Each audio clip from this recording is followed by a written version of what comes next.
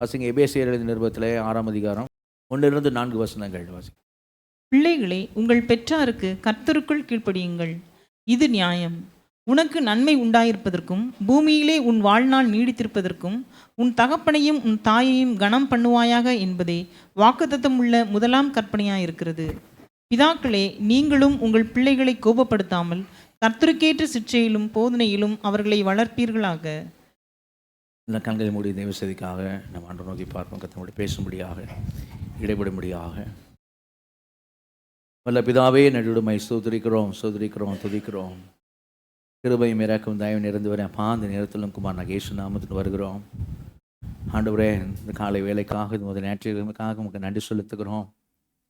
இப்போதும் கூட ஆண்டவரே, ஆவியாயும் ஜீவனாக இருக்கிற வார்த்தைகளை கொண்டு எங்களோட தேவன் பேசும்படியாய், பரிசுத்த ஆவியானவர் எங்களோடு இடைபடும்படியாக, இருதயங்கள் கொழுந்து விட்டு எரியத்தக்க அனுபவம் உண்டாகும்படியாக, வேத வசனங்களை பார்க்கும்படி, அதில் அதிசயங்களை பார்க்கும்படி கண்களை கட்ட திறக்கும்படியாக, வேத வாக்கியங்களை அறிந்து கொள்ளும்படி எங்கள் மனதை ஆவியானவர் திறக்கும்படியாக, வசனங்களை விலகப்படும்படியாக ஆண்டவரே நம்முடைய கரத்தில் அர்ப்பணிக்கிறோம்.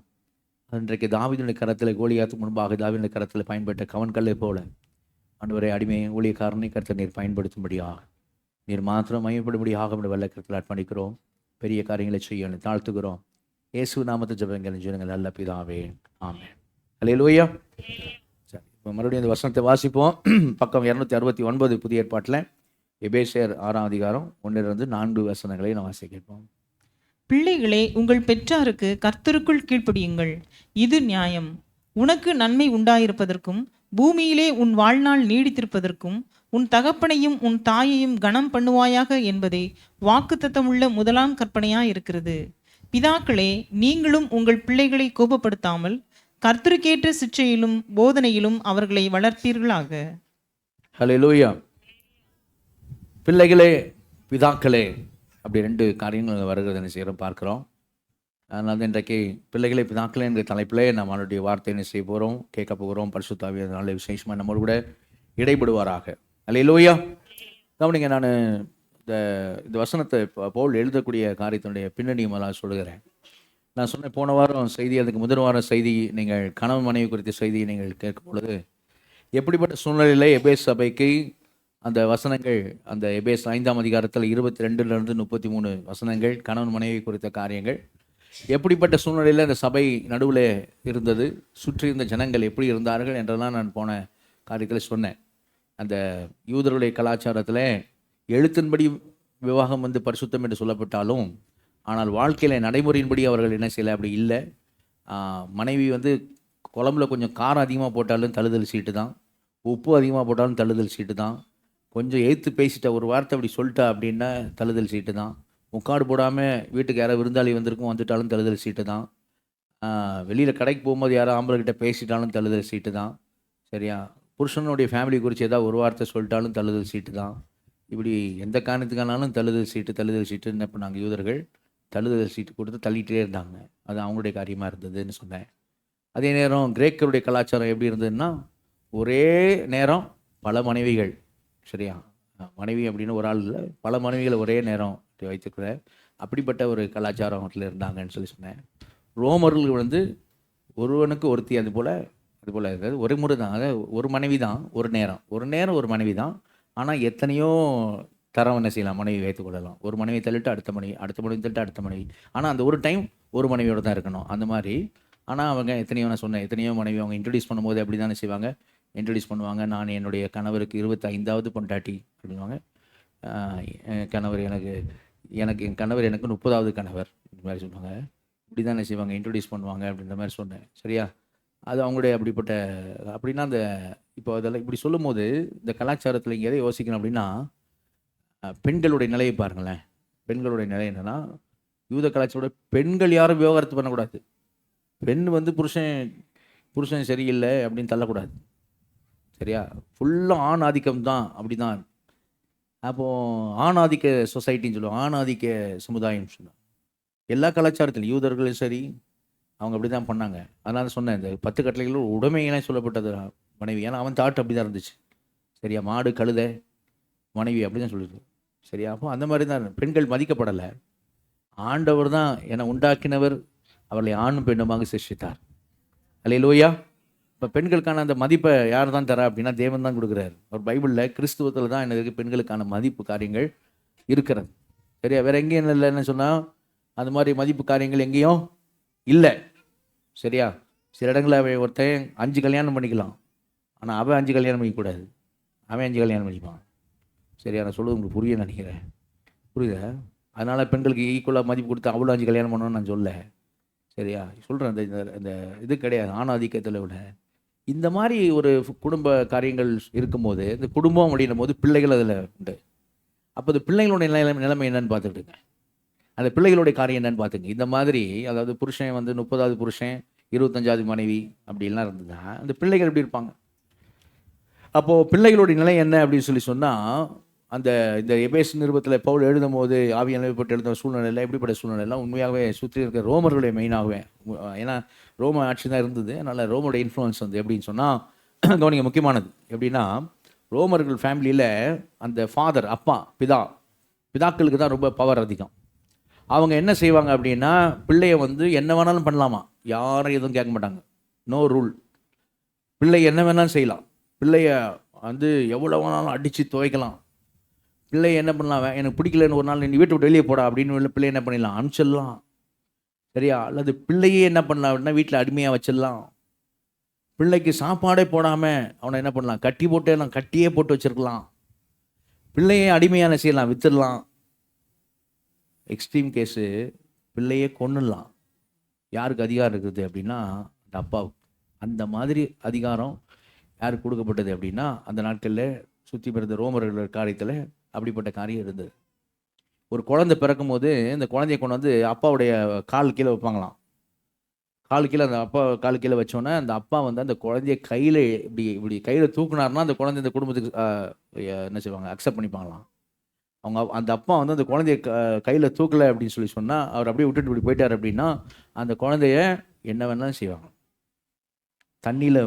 தண்ணியில் முக்கி சாகடிச்சிடுவாங்களாம், இல்லை யாருக்காவது கொடுத்துருவாங்களாம், இல்லை என்ன பண்ணுவாங்க மற்றவங்க எங்கேயா தூக்கி எறிஞ்சிருவாங்களாம். இந்த மாதிரி தூக்கி எறியப்பட்ட பிள்ளைகள் அவங்கள கலெக்ட் பண்ணுறதுக்கே இரவு நேரத்தில் ஆட்கள் வருவாங்களாம். அவங்க வந்து கலெக்ட் பண்ணுறதுக்காக, அந்த பிள்ளைகளை கலெக்ட் பண்ணுறதுக்காக அப்படின்னா அந்த பிள்ளைகளை கலெக்ட் பண்ணி ஆம்பளை பையனாக இருந்ததுன்னா வளர்த்து அவனை அடிமையாக்கிடுவாங்களாம். பொம்பளை பிள்ளையாக இருந்தால் வளர்த்து அவளை வேசியாக்கிடுவாங்களாம். சரியா? இவங்களுக்கு இந்த ஹஸ்பண்ட் ஒய்ஃப் அதை பற்றி எந்த கவலையும் கிடையாது. அந்த ஓல்டு ஒரு லெட்டர் நான் படித்தேன். அந்த லெட்டரை ஒரு ரோமன் வந்து அவன் மனைவிக்கு எழுதுகிறான். என்ன எழுதுறான்னா, அவள் கர்ப்பமாக இருக்கா, பிள்ளை பெற போகிறா. இவன் அலெக்சாண்ட்ரியா தேசத்துக்கு போயிருக்கிறான் வேலை விஷயமா. அந்த அலெக்சாண்டர்லேருந்து அவளுக்கு லெட்டர் எழுதுகிறான். என்ன எழுதுறான், இந்த மாதிரி டார்லிங், நான் உன்னை அதிகமாக நேசிக்கிறேன். வயிற்றில் இருக்கிற குழந்தை பிறக்க போது, அது பிறந்த பிறகு அது பெண் குழந்தையாக இருந்தால் தூக்கி போட்டுரு, ஆண் குழந்தையாக இருந்தால் வச்சிக்க, நான் வந்து பார்க்குறேன். சரியா? நான் உன்னை ரொம்ப நேசிக்கிறேன் அப்படின்னு எழுதி வச்சிருக்கான். அதாவது மனைவி நேசிக்கிறானா, மனைவி அவனை நேசிக்கிறாங்களா. ஆனால் பிள்ளைகளை பற்றி என்ன இல்லை, எப்படி எழுதியிருக்கான் பாருங்க. அவன் ஆண் குழந்தையாக இருந்தால் வச்சிக்க, அது கூட நான் வந்து பார்க்குறேன், அக்செப்ட் பண்ணுறதா இல்லையான்னு வந்து பார்த்துக்கிறேன். பெண் குழந்தையாக இருந்தால் எனக்கு கேட்க வேணாம், தூக்கி ரோட்டில் போட்டுரு, அவ்வளோதான். சரியா? இந்த மாதிரி ஒரு கலாச்சாரத்து மத்தியில் தான் இந்த எபேசு சபை அங்கே என்ன செய்யுது, சிட்டியில் இருக்குது. அங்கே உள்ளே இருக்கிற தேவ பிள்ளைகளுக்கு தான் இந்த நிருபம் எழுதப்பட்டது. அப்போ ஒரு பக்கம் கணவன் மனைவியினுடைய காரியத்தை சொல்லிட்டு உடனே அடுத்து எங்கே வராருன்னு சொன்னால் குடும்பத்துக்குள்ளே பிள்ளைகள் பிதாக்கள் அப்படின்னு சொல்லி. ஏன் இந்த பிதாக்கள் அங்கே வலியுறுத்தப்பட்டிருக்கு, இந்த ரீசனுக்காக தான், இந்த ஒரு காரணத்துக்காக தான் அந்த மாதிரி வலியுறுத்தப்பட்டிருக்கு. அப்போ பிள்ளைகளுக்கும் பிதாக்களுக்கும் சொல்ல வேண்டிய வார்த்தைகள் அப்படின்னு சொல்லி தான் அந்த வார்த்தைகள் சொல்கிறேன். இப்போ நான் சொன்ன அந்த பின்னணியோடு கூட அந்த வசனத்தை மறுபடியும் வாசிங்க. 1ஆம் வசனத்துலேருந்து 4ஆம் வசனத்தில் வாசிங்க. பிள்ளைகளே, உங்கள் பெற்றாருக்கு கர்த்தருக்குள் கீழ்ப்படியுங்கள், இது நியாயம். உனக்கு நன்மை உண்டாயிருப்பதற்கும் பூமியிலே உன் வாழ்நாள் நீடித்திருப்பதற்கும் உன் தகப்பனையும் உன் தாயையும் கனம் பண்ணுவாயாக என்பதே வாக்குத்தத்தமுள்ள முதலாம் கற்பனையாயிருக்கிறது. பிதாக்களே, நீங்களும் உங்கள் பிள்ளைகளை கோபப்படுத்தாமல் கர்த்தருக்கேற்ற சிற்றையிலும் போதனையிலும் அவர்களை வளர்ப்பீர்களாக. அல்லேலூயா, அல்லேலூயா. அவனுக்கு இந்த மாதிரி சூழ்நிலை நான் இப்போது எபேசு நிருபத்தில் வந்து தான் 6ஆம் அதிகாரத்தில் வந்து தான் முதல்ல வசனத்தில் வந்து தான் பிள்ளைகளே, அதுக்கப்புறம் 4ஆம் வசனத்தில் பிதாக்களே அப்படின்னு சொல்லி ஆண்டவர் சொல்கிறாரு. நீங்கள் நினைக்கக்கூடாது. தேவனுடைய இருதயம் எப்படிப்பட்டது, குடும்பத்தை குறித்த ஒரு காரியம் எப்படிப்பட்டதுன்னு நான் காமிக்கிறேன். எப்படிப்பட்டது அப்படின்னா, பழைய ஏற்பாடு முடியும் போதே, மல்கியா புஸ்தகம் முடியும் போது, சரியா, மல்கியா 4ஆம் அதிகாரத்தினுடைய கடைசி வசனத்தை வாசிங்க. மல்கியா 4ஆம் அதிகாரத்தினுடைய கடைசி வசனம் எப்படி முடியுது? நான் வந்து பூமியை சங்காரத்தால் அடிக்காதபடிக்கு அவன் பிதாக்களுடைய இருதயத்தை பிள்ளைகளிடத்திற்கும் பிள்ளைகளுடைய இருதயத்தை அவர்கள் பிதாக்களிடத்திற்கும் திருப்புவான். எலியா மீண்டும் வருவான். முந்தின வசனம் தான் சொல்லும். நான் எலியாவை திரும்பி அனுப்புவேன்.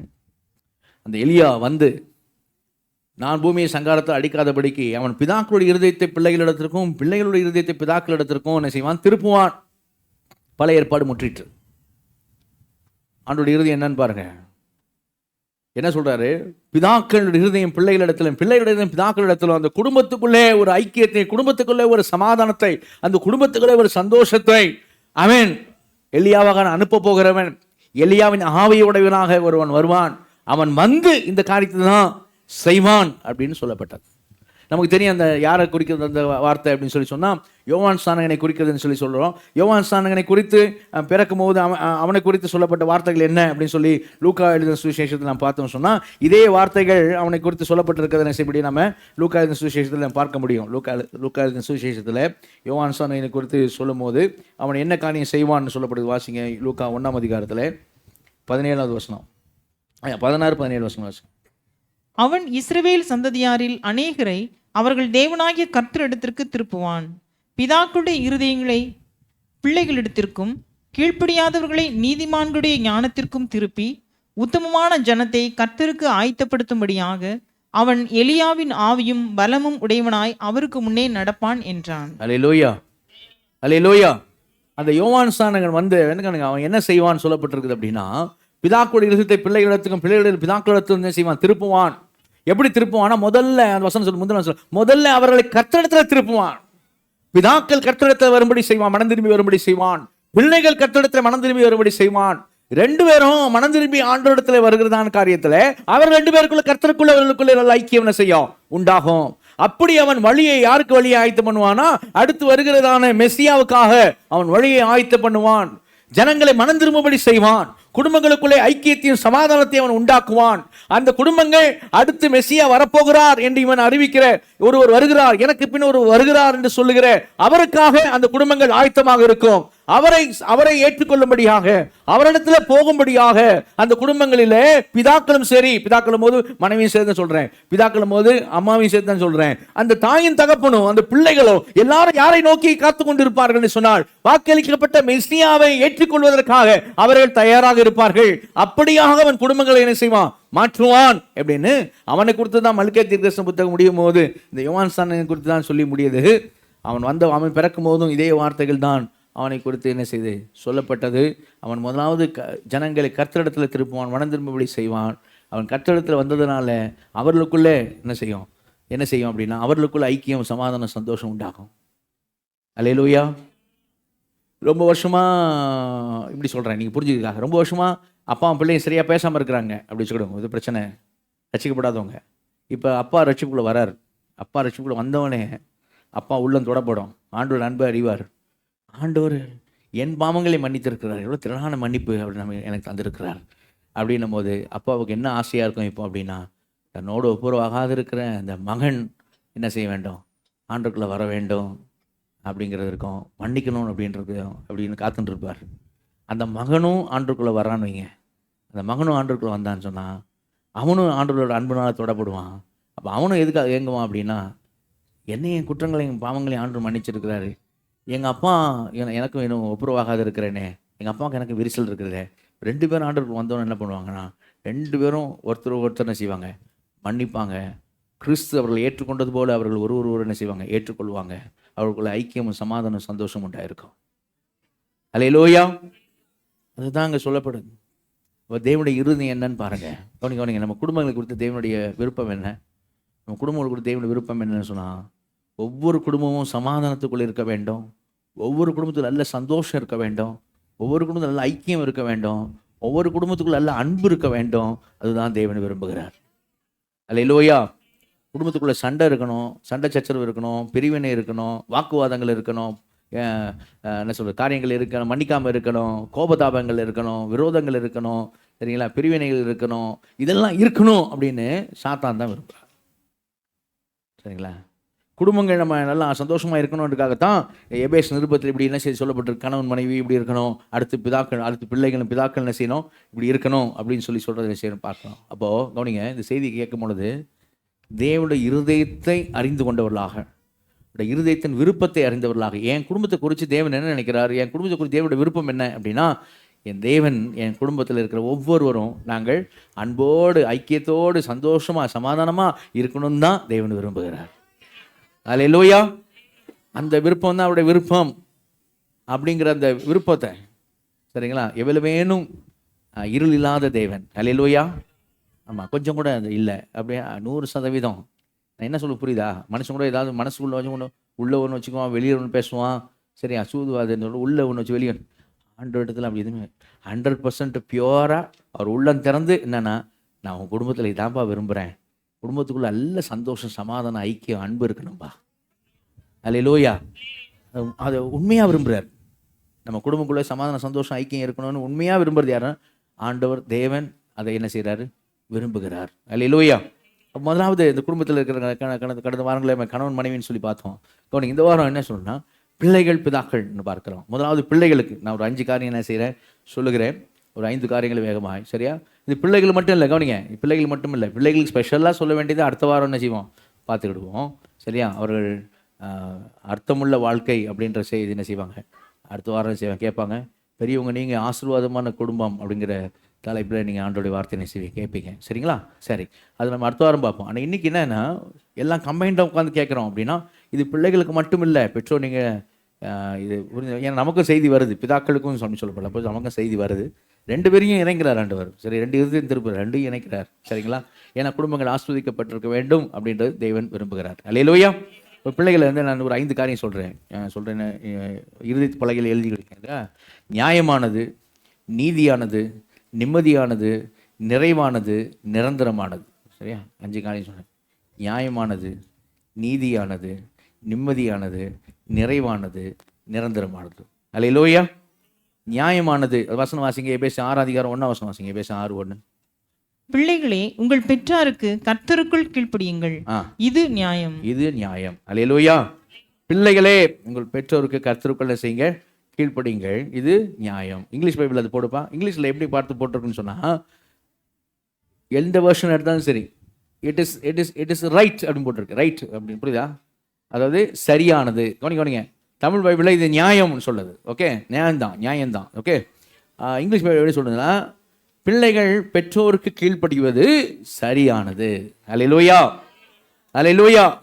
சரியானது. இப்போ கவனிங்களேன், இப்போ ஒருத்தர் சொல்கிறான், நான் காசு கொடுத்து 2 வீலர் வாங்கியிருக்கேன், என் காசை போட்டு நான் 2 வீலர் வாங்கியிருக்கேன், நான் எப்படி வேணாலும் வண்டியை என்ன செய்வேன், ஓட்டுவேன்.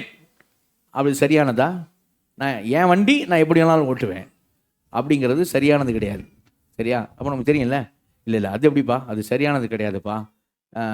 ரோடு அந்த சாலை விதிகளில் கடைபிடித்து என்ன செய்ய வேண்டும், ஓட்டணும். அதனப்பா சரியானது. சரி, அதனப்பா கரெக்டு. அப்போ கரெக்டானது செய்யணும்லப்பா அப்படி தானே சொல்லுவோம். சரியானதை செய்யணும்டா.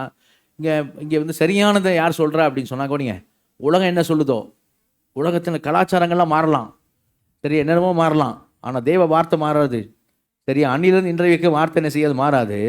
எத்தனை சந்ததி வந்தாலும் சரி, சரியா, எத்தனை சந்ததி இங்கே வந்தாலும், யார் வந்து இங்கே என்ன பிரசங்கம் பண்ணாலும், எத்தனை சந்ததி வந்தாலும் சரி, இதே வார்த்தை தான் அன்றைக்கும் சொல்லப்படும். இன்னொரு 100 வருஷம் கழிச்சும் இதே வார்த்தை தான் சொல்லப்படும். பிள்ளைகளே, பெற்றோருக்கு கீழ்ப்படியுங்கள், இது நியாயம். அல்லேலூயா. இது சரியானது. 100 வருஷம் கழிச்சு கலாச்சாரம் மாறி இருந்தாலும், என்னதான் கலாச்சாரங்கள் மாற்றங்கள் உண்டாயிருந்தாலும், என்னதான் டெக்னாலஜி எல்லாம் வளர்ந்துருந்தாலும், என்னதான் இன்டர்நெட், போனு, அது இதுன்னு ஆர்டிபிஷியல் இன்டெலிஜென்ஸ் அது இதுன்னு என்ன வந்திருந்தாலும் சரி, வசனம் மாறாது, தேவனுடைய நியதி மாறாது. வசனம் சொல்லதான் செய்ய என்னன்னு, பிள்ளைகளே பெற்றோருக்கு கீழ்ப்படியுங்கள், திஸ் இஸ் ரைட், அது சரியானது சொல்றாங்க. இப்போ தராசு அப்படின்னும் போது, சரியா, நம்ம கொடுக்குற காசு அதுக்கு வந்து சரியான எடை, அதனை நான் சொல்ல புரியல, கொஞ்சம் அதில் மாறினாலும் அது என்ன கிடையாது, அது நியாயமானது இல்லைல்ல, நியாயமானது கிடையாது இல்லையா. அப்போ என்ன சொல்லுவோம், அது சரியில்லையேன்னு சொல்லணும்ல, அது சரியில்லை அப்படின்னு சொல்லுவோம் இல்லையா. அப்போ சரியானது அப்படிங்கிற அர்த்தம் நம்மள முதல்ல புரிஞ்சுக்கணும். இதுதான் கரெக்டுப்பா, இதுதான் கரெக்டு, என்ன கிடையாது. பெற்றோர்களே, உங்கள் பிள்ளைகள் உங்களுக்கு கீழ்ப்படிந்தெல்லாம் போதும், இதுக்கு மேலே நீங்கள் அவர்களுக்கு கீழ்ப்படியுங்கள். அப்படி இல்லவே இல்லை. சரியா? பெற்றோர்களே நீங்கள் பிள்ளைகளுக்கு கீழ்ப்படியுங்கள், அப்படி இல்லை. சரியா? எது சரியானது அப்படின்னா, பிள்ளைகளே உங்கள் பெற்றோருக்கு என்ன செய்யுங்க? கீழ்ப்படியுங்கள். அல்லேலூயா, அல்லேலூயா. சேரு, நான் நீ புரிஞ்சுக்கிற அப்படி சொல்கிறேன். சேரில் நாம் உட்காரணும், அதுக்கு தானே சேரு. நான் உட்காந்து என் தலைக்கு மேலே சேர் வச்சிங்கன்னா அது சரியானதா? சரியானதா? இல்லை. சரியா? ஒரு மாதிரி என்ன சரி, ஒரு மாதிரி காமெடியாக தானே இருக்குது. என்னடா இது, பாஸ்டர் உட்காந்து சேரத்தி தள்ளத்துக்கு சொல்லியிருக்காரா? சேருக்கு மேலே தான் என்ன செய்யணும்? அவர் உட்காரணும். சரியா? சேர் அவருக்கு மேலே உட்காந்துக்குது, அது சரியில்லையே அப்படின்னு. அது சரியில்லையே, அது மாதிரி தான். சரியா?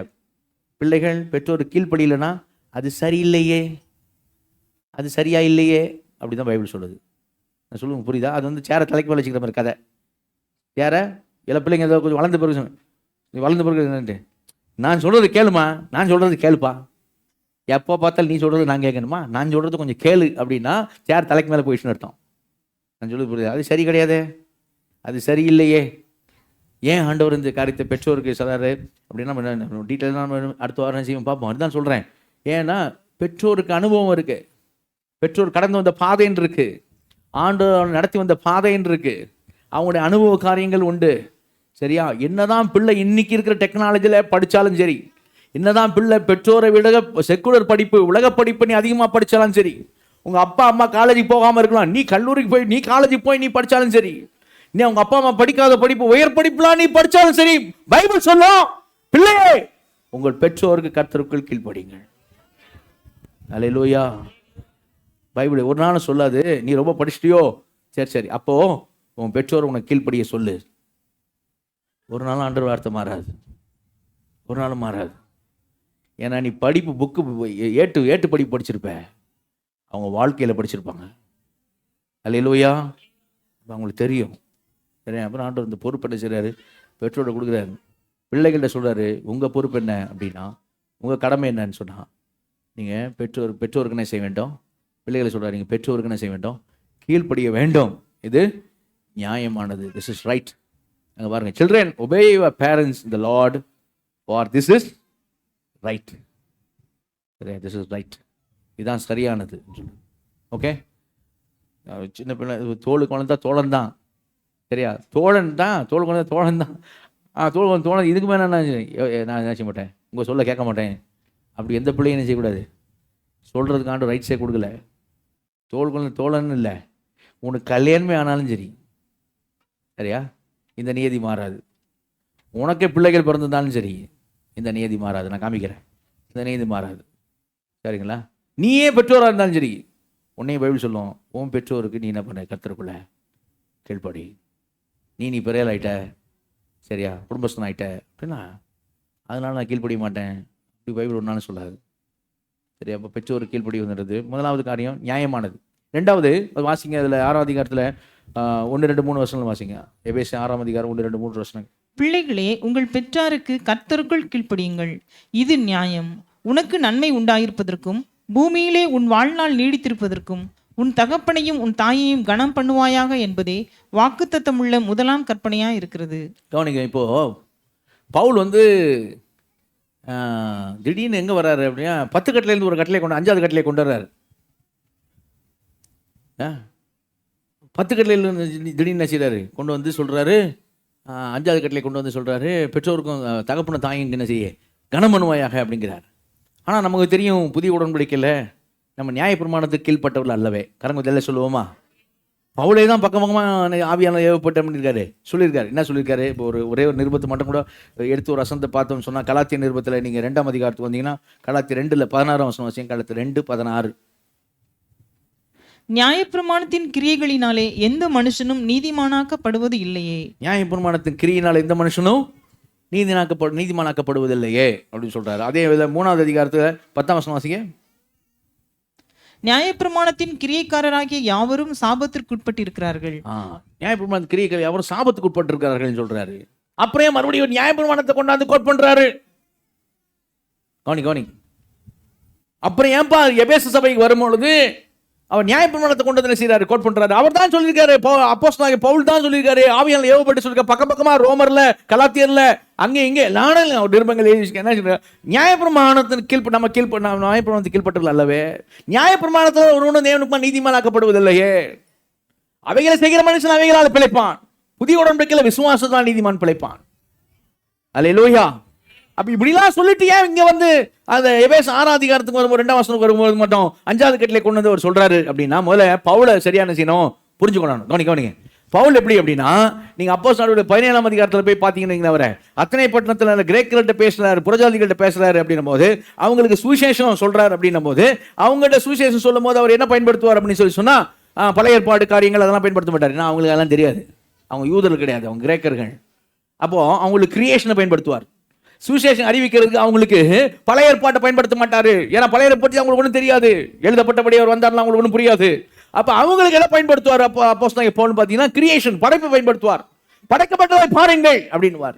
அப்ப அங்க அதான் சொல்லுவார். அந்த அப்போஸ்தலர் 17ஆம் அதிகாரத்துல என்ன சொல்வார்னா, 24ஆம் வசனம், உலகத்தின் அதில் உள்ள யாவற்றையும் உண்டாக்கின தேவனானவர் அப்படின்னு படைப்பை பற்றி என்ன செய்வார், கொண்டு வருவார். அங்க வந்து அவர் ஒரு காரியம் சொல்றாரு. என்ன சொல்றாருன்னா, 28ஆம் வசனத்துல, ஏனெனில் அவருக்குள் நாம் பிழைக்கிறோம், அசைகிறோம், இருக்கிறோம், அப்படியே உங்கள் புலவர்களில் சிலர் நாம் அவருடைய சந்ததியார் என்று சொல்லியிருக்கிறார்களே. யார் சொல்லியிருக்கான்றாரு? அத்தனை பட்டணத்தில் யார் சொல்லியிருக்கான்றாரு? உங்கள் புலவர்களில் சிலர். அப்ப அதையும் அவர் ரெஃபர் பண்ணியிருக்காரு. அவர் சொல்றாரு, எப்பா உங்க புலவர்களே சொல்றாங்கப்பா. என்ன சொல்றாங்க அப்படின்னா, நாம அவருக்குள்ளதான், அந்த தேவனுக்குள்ள, சகலத்தையும் சிருஷ்டித்த அந்த தேவனுக்குள்ளதான் நாம இருக்கிறோம், அந்த தேவனுக்குள்ளதான் நாம பிழைக்கிறோம், அந்த தேவனுக்குள்ளதான் அசைகிறோம், அந்த தேவனுக்குள்ளதான் நாம இருக்கிறோம் அப்படின்னு அவங்களே சொல்லியிருக்கிறாங்களே அப்படின்னு அந்த புலவர்கள் சொன்னதை கோட் பண்றார். கோட் பண்ணி அவங்க உங்க ஆளுங்களே சொல்லியிருக்காங்க பத்தியா அப்படிங்கிறார். சரியா? அதே மாதிரி தான் தீத்துக்கிட்ட பேசும்போது அந்த கிராத்தா தீவார் பத்தி சொல்லும் போது சொல்லுவார், தீத்துக்கிட்ட, கிராத்தா தீவார் வந்து ஓயாத பொய்யறப்பா, அவங்க துஷ்ட மிருகனுங்கப்பா அவங்க அப்படின்னு சொல்லிட்டு அவங்க தீர்க்கதரிசியை அவங்கள பத்தி என்ன பண்ணியிருக்கான், சொல்லியிருக்கான்ப்பா அப்படின்ட்டு அந்த 1ஆம் தீத்து 1:12 சொல்லுவார். கிராத்தா தீவார் ஓயாத பொய்ய, துஷ்ட மிருகங்கள், பெருமைட்டு சோம்பேறிகள் என்று அவர்கள் உருவனாகி அவர்கள் தீர்க்கதரிசியானவனே சொல்லியிருக்கிறான். அவங்க சொன்னதே, அவங்க ஆள் சொன்னதே கோட் பண்றாரு. சரியா? இப்ப யூதர் முன்னாடி வந்து நின்னாருன்னு வச்சுங்க, யூதர் முன்னாடி நின்னாருன்னா பழைய ஏற்பாடு சொல்லுவார். ஒரு இடத்துல பவுல் என்ன பண்ணுவார் அப்படின்னா, அப்போஸ் 23ஆம் அதிகாரத்தில் அவரை நியாயம் விசாரிக்க கூடும்போது, அவரை நியாயம் விசாரிக்காமலேயே வந்து அந்த நியாயம் இதில் உட்காந்துருக்கிற ஆள் வந்து பவுலோட வாயில் அடுறான் அப்படின்ட்டுவான். பவுலோட வாயில் அடின்னு சொன்னவொடனே இவர் என்ன செய்வார் அப்படின்னா, பவுல் என்ன செய்வார்னா, வெள்ளடிக்கப்பட்ட சுவரே அப்படின்வார். 23ஆம் அதிகாரம் 3ஆம் வசனத்தில், வெள்ளடிக்கப்பட்ட சுவரே, நியாயப்பிரமாணத்தின் நியாயம் திருக்க வந்த ஆள் உட்கார்ந்துருக்க, நீ நியாயப்பிரமாணத்தின்படி என்னை நீ விசாரிக்காம என் வாயில் அடிக்க சொல்ற, என் கன்னத்தில் அடிக்க சொல்ற, வெள்ளடிக்கப்பட்ட சுவரே அப்படின்வார். உடனே அடுத்த வசனம் பார்த்தீங்கன்னா, ஜனங்கள் அவட்ட சொல்லுவாங்கன்னு சொன்னேன், யார்ட்டடா பேசுற, பிரதான ஆசாரி, தேவட பிரதான ஆசாரியனை திட்டுறியா அப்படின்வாங்க.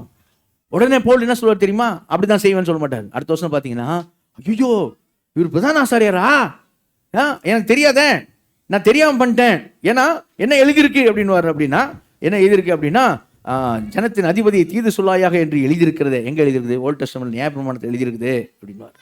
இப்போ யார்கிட்ட பேசிக்கிட்டு இருக்காரு? யூதர்கிட்ட பேசிக்கிட்டு இருக்காரு. யூதர்கிட்ட பேச, நான் பண்ணது தப்பு தான், ஏன்னா அப்படி எழுதியிருக்குது, அதனால நான் செஞ்சது தெரியாமல் பண்ணிட்டேன், பிரதான ஆசாரி எனக்கு தெரியாது, தானே திட்டேன், தெரியாமல் பண்ணிட்டேன். சரியா?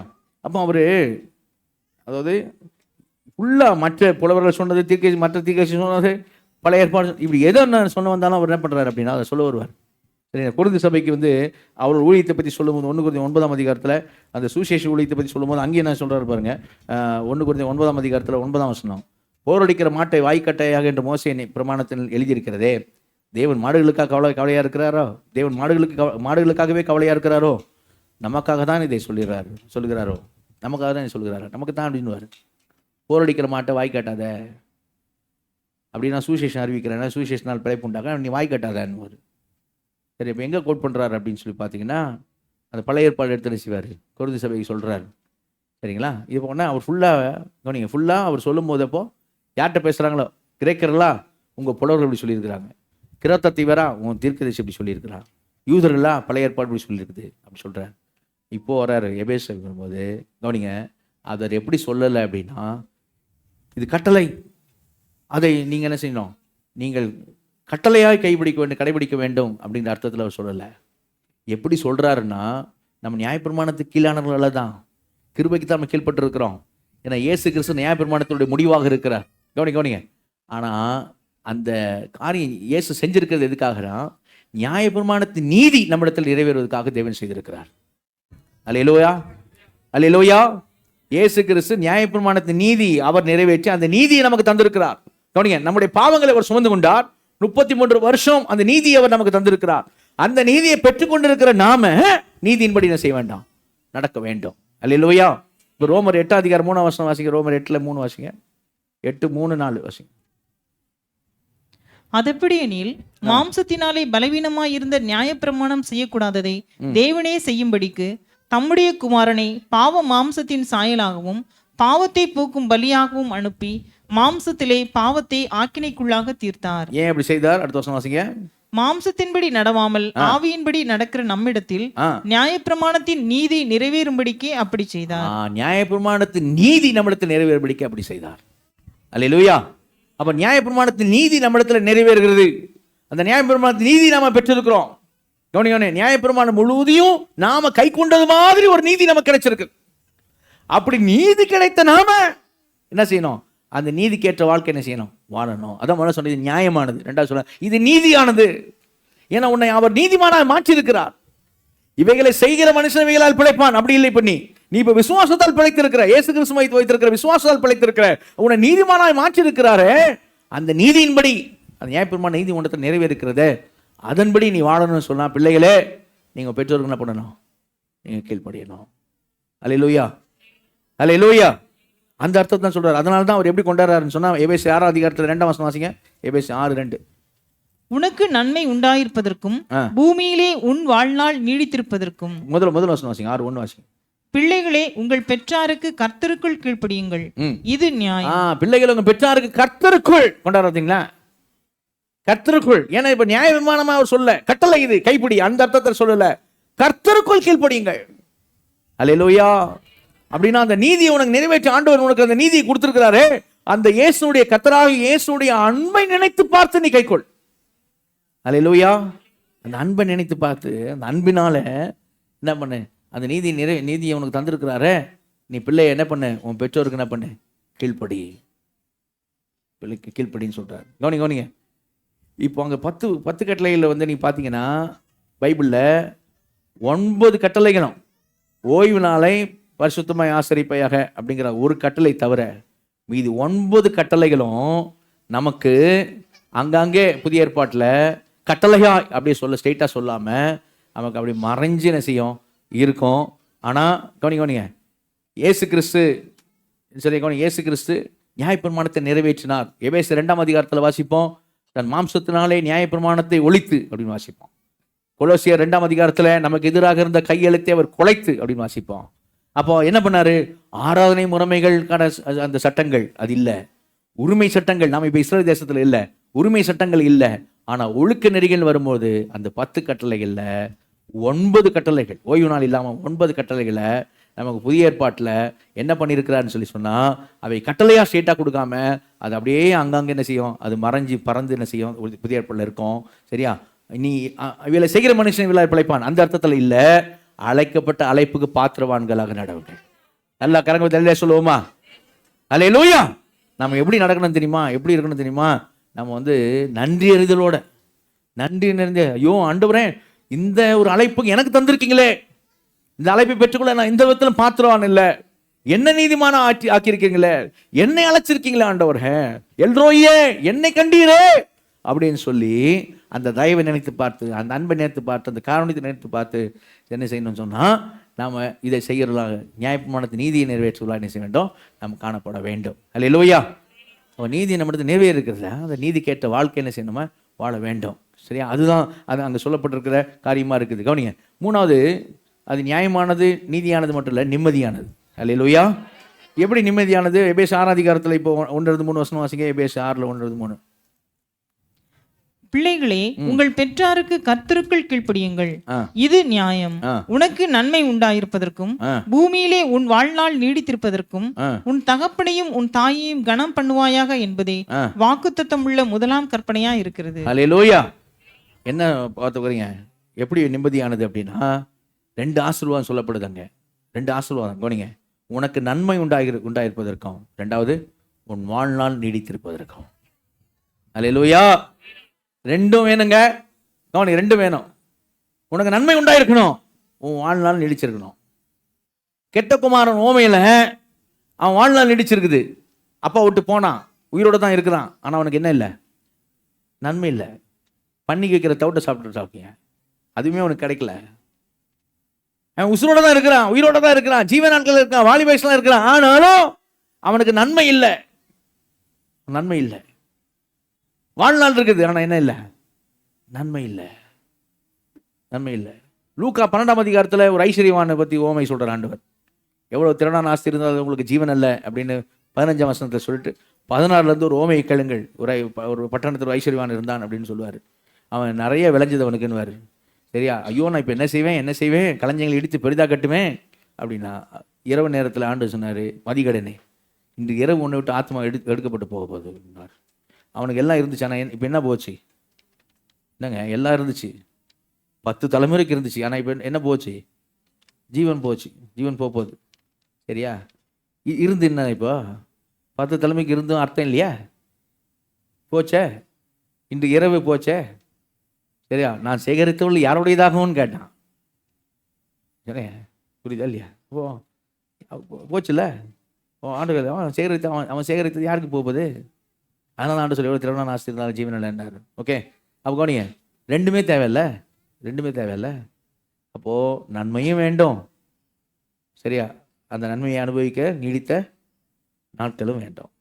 நீடித்த நாட்கள் இருந்து நன்மை இல்லாமல் போச்சுன்னா, நன்மை இருந்து நீடித்த நாட்கள் ரெண்டும் என்ன செய்யணும்? வேணும். இப்போ அந்த ரெண்டுமே யாருக்கு கிடைக்குது அப்படின்னு சொல்கிறாரு? ஆசீர்வாதம் யாருக்கு கிடைக்குதுன்னு சொல்கிறாரு அப்படின்னா, அந்த எபேசியர் 6ஆம் அதிகாரத்தில் மறுபடியும் வாசிங்க, அதை 1-3 வசனம் வாசிங்க. பிள்ளைகளே, உங்கள் பெற்றாருக்கு கர்த்தருக்குள் கீழ்ப்படியுங்கள், இது நியாயம்.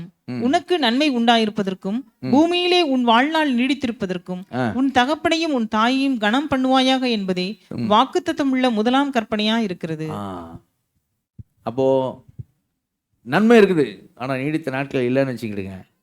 ஆண்டவர் என்ன கேட்பாரு? இந்த நன்மையெல்லாம் யாருடையதாகும்பா? அவன்கிட்ட மதிகாடு கேட்டார்ல, நீ சேகரித்தவள் யாருடையதாகும்? இந்த நன்மையெல்லாம் யாருடையதாகும்? அப்படிதானே ஆகும். சரியா? அப்போ ரெண்டுமே தேவை. இப்போ நம்ம முக்கியமான ஒரு விஷயத்தை கவனிக்கணும். அதனால சொன்னேன், உன்னை நியாயப்பிரமாணமாக தரல. ஏன்னா நியாயப்பிரமாணம் யூதர்களுக்கு சொல்லப்பட்டதை. சரி, அப்போ யூதர்களுக்கு சொல்லப்பட்டதுன்னா அந்த ஜியோகிராஃபிக்கல் இது என்னது, இந்த புவியியல் அடிப்படையில் கானான் தேசத்துக்குள்ளே, அந்த தேசத்திலே கவனிங்க, அந்த தேசத்திலே அவர்களுக்கு நன்மை உண்டாகும், அந்த தேசத்திலே அவர்கள் நீடித்த நாட்களாக இருக்கும். அப்படிப்பட்ட ஆசீர்வாதம். ஆனால் இப்போ பவுல் யூதர்களுக்கு சொல்லலை, ரட்சிக்கப்பட்டிருக்க தேவ பிள்ளைகளுக்கு சொல்கிறார். கரங்க வேலையை சொல்லுவோமா? அதனால கவனிங்க, அவர் கட்டளையா சொல்லாமல் அதோடைய பிரின்சிபிள் எடுத்து சொல்கிறார். பிரின்சிபிள் புரியுதா? அங்கே சொல்லப்பட்டிருக்கிற சார அம்சத்தை எடுத்து, தேவன் அப்படித்தான்ப்பா இருக்கிறாரு, அவர் அப்படிப்பட்டவர்களை ஆசீர்வதிக்கிறவரா இருக்கிறார்ப்பா. பிள்ளைகளே, அவர் அப்படிதான் அவங்களுக்கே சொல்லியிருக்க, யூதர்களுக்கு அப்படிதான் சொல்லியிருக்க பாருங்க. வாக்குத்தத்தமா முதல் கற்பனை தான், வாக்குத்தத்தமா கொடுத்துருக்காரு பாரு. எப்படி நன்மை உண்டாகும், நீடித்த நாட்கள் வரவும், அப்படிதான் அவர்களுக்கு அவர் சொல்லியிருக்கிறாரு. அவர் இருதயம் அப்படிப்பட்டவர்கள் அவர் இன்றைக்கும் ஆசீர்வதிக்கிறாரு. அதனால நீயும் அப்படி செஞ்சினா உன்னையும் அவர் என்ன செய்வார்? அப்படி ஆசீர்வதிப்பார். அல்லேலூயா. இப்போ சொல்லும் போது பவுல் எவ்வளோ பெரிய ஒரு காரியத்தை செய்யறாருமா? சரியா? ஏன்னா கட்டளை இல்லை, சரியா? தேவ ஆலோசனையே சொல்றாரு. அந்த தேவன் ஒன்று ஆசீர்வதிக்கணுன்றாரு. இப்போ எப்படி சொல்றாருன்னா, நீங்க நல்லா கவனிச்சிங்கன்னா ஒரு வித்தியாசத்தை நீங்க பார்க்க முடியும். சரிங்களா? எதை வித்தியாசம் அப்படின்னா, அங்கே யாத்திராகம் 20ஆம் அதிகாரம் 12ஆம் வசனத்தில் அந்த கட்டளை இருக்குது. அந்த கட்டளையை பார்த்துட்டு இப்போ எபேசியர் 6ஆம் அதிகாரத்தில் 2ஆம் வசனம் 3ஆம் வசனம் பாருங்க. உங்களுக்கு அந்த வித்தியாசம் என்னன்னு தெரியும். என்ன வித்தியாசம் நீங்களே பாருங்க. யாத்திராகம் 20ஆம் அதிகாரம் 12ஆம் வசனம் வாசிங்க.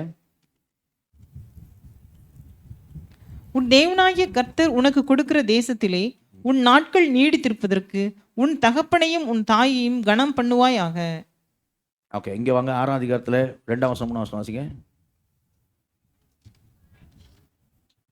உனக்கு நன்மை உண்டாயிருப்பதற்கும் பூமியிலே உன் வாழ்நாள் நீடித்திருப்பதற்கும் உன் தகப்பனையும் உன் தாயையும் கனம் பண்ணுவாயாக என்பதே வாக்குத்தத்தம் உள்ள முதலாம் கற்பனையா இருக்கிறது. அல்லேலூயா. இப்போ சொல்லுங்க, அங்கேயும் இங்கேயும் என்ன வித்தியாசம்? ரெண்டு ஒன்று தானா? அங்கேயும் 20:12 6:2-3 ஒன்று தானா? தேவனுடைய ஆலோசனை, தேவனுடைய காரியம் ஒன்று தான். உன் தகப்பனை தாயும் கனம் பண்ணுவாங்கன்ற ஒன்று தான், நன்மை உண்டா இருக்கிறது ஒன்று தான், நீடித்த நாட்கள் ஒன்று தான்.